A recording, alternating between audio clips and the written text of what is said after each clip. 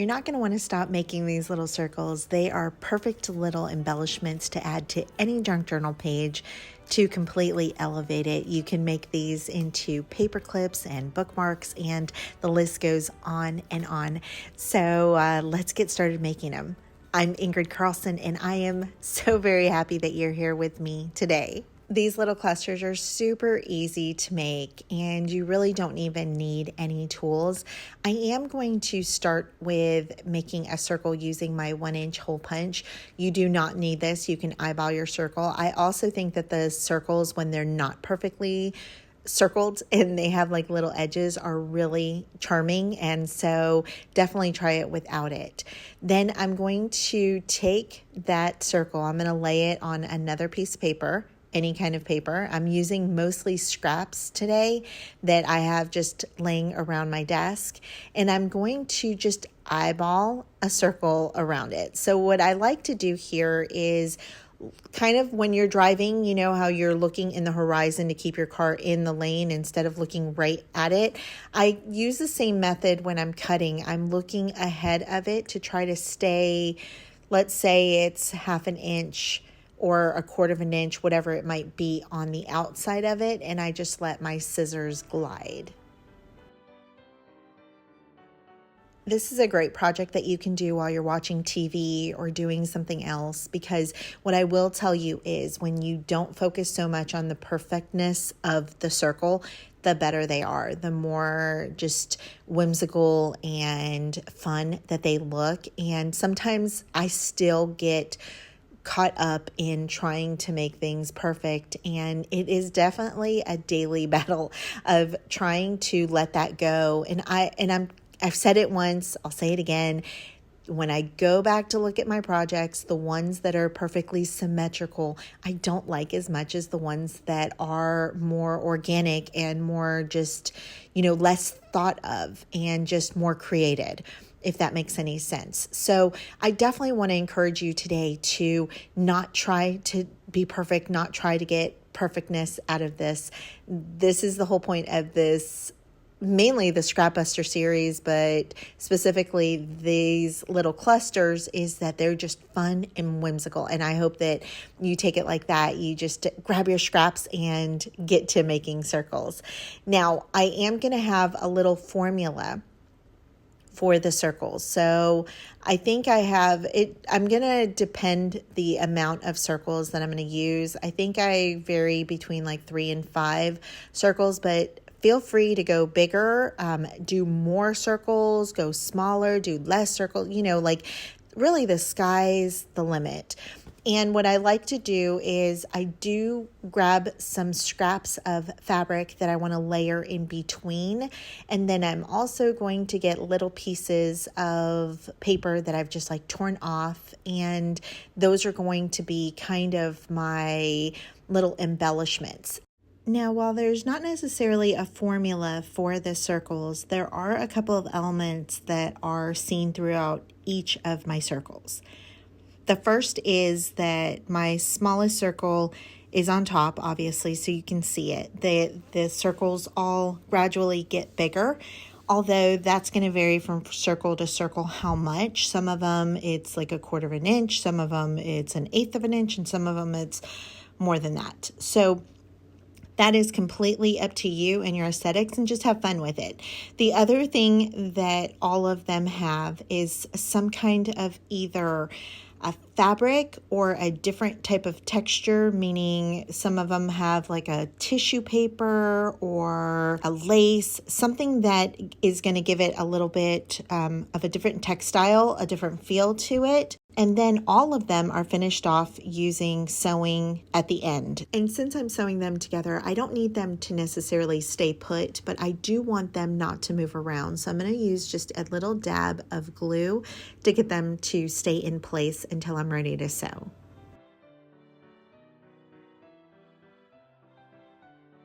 When I started this project, instead of looking at it as I was necessarily like mass making, because I think there's something to that, right? Of like kind of taking some of the creativity out.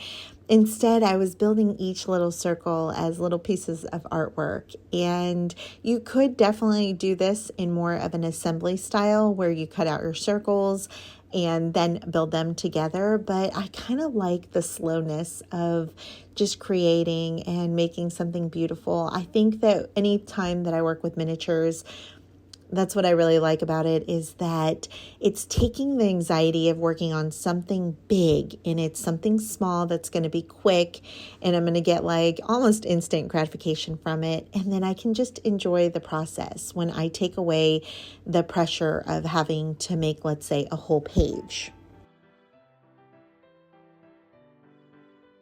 This is going to be very similar to our other projects that we've made, where you can embellish them all the way. Go ahead and finish a cluster and, add a little photo, add a pin, add some beading, add some, glitter, stickles, like really whatever you want, or leave them a little bit more on the simple side. That way you can then embellish them and make them fit perfectly to your journal when you're ready to work on a specific journal. And just out of curiosity, if you were to make this project, or if you've done something like this or similar, what do you like to do? Do you like to have it completely done so you can just stick it on a page? Or do you like to leave it more as a blank slate where you can still add more touches that match it better to the journal that you're working on? I think of all of the circles, this is the only one where I actually put a sentiment on, and that was kind of hard not to do. I kind of wanted, like my brain wanted to build them out and make them completely done. And it was really hard to just ignore that and just build them without finishing them. I did end up using a lot of book page for this because I think this project lends itself really well, specifically to use book page that you don't know what it says on each page. It might not be something that you agree with. So this is a perfect use for them because it can kind of hide most of the words. You can still see that there's words. You can't necessarily read them all. When I'm picking out the papers to use, I am trying to look for little elements that I think would be fun. Like on this one was a vintage stamp that I thought would be nice. And then on some of the other ones that are florals, I try to match the floral in the middle. And the one that I think that I love the most is the embossed paint chips. And I was able to get the little embossed flowers on it. It just looks so precious. And although you don't need to, you can add some stability by using some cardboard. Here I'm using an old cereal box, and it's the same box that I had left over from my DIY charms. And if you haven't caught that video, pause this, save this, and go watch that video. Actually, finish this one and then go to the other one, but you're going to want to watch that one. So far, it's my absolute favorite in the scrap busting series. I think they're super cute, and they're not just for junk journaling. I can see them on jewelry, on necklaces, bracelets. I see them as charms for your journals, bookmarks. I mean, they're so adorable, even for home decoration. Do you agree? And have you watched the video yet? And if not, are you going to? I think you should.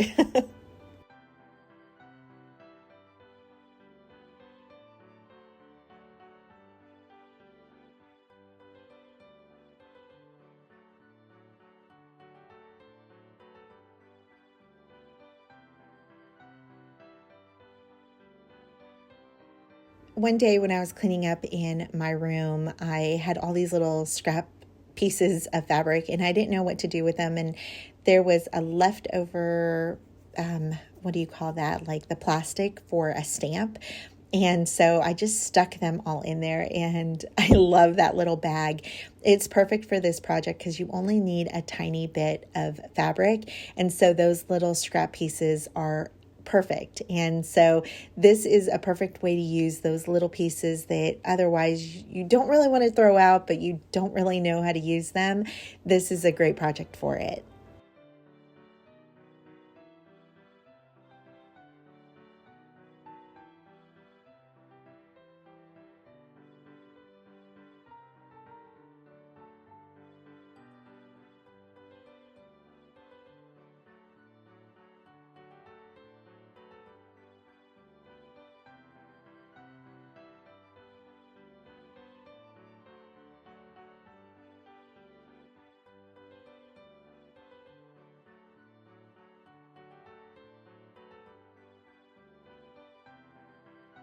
I think when I started making the medallions, I actually wanted them to be maybe a little more on the neutral side. So if you look, most of them are kind of in those pink beiges, maybe a little bit of green.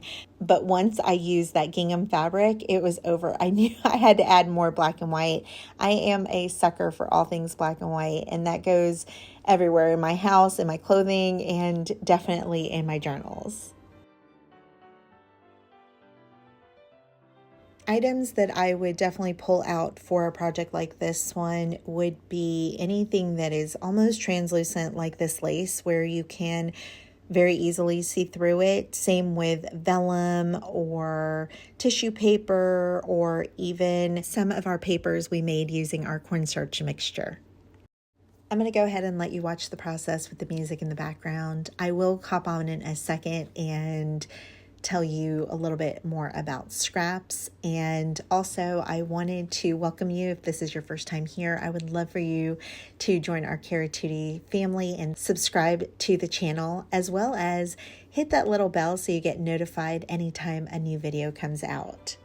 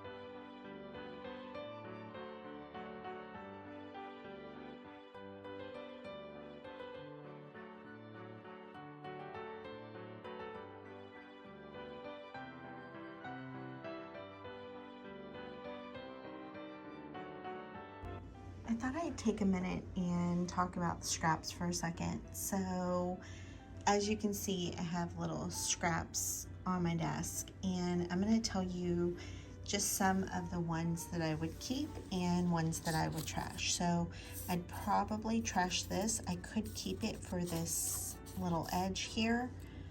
I'll definitely keep this. I think I'll trash that. I'll trash that. All these little bits, those will get trashed. Anything that's a little bit bigger, that I will keep.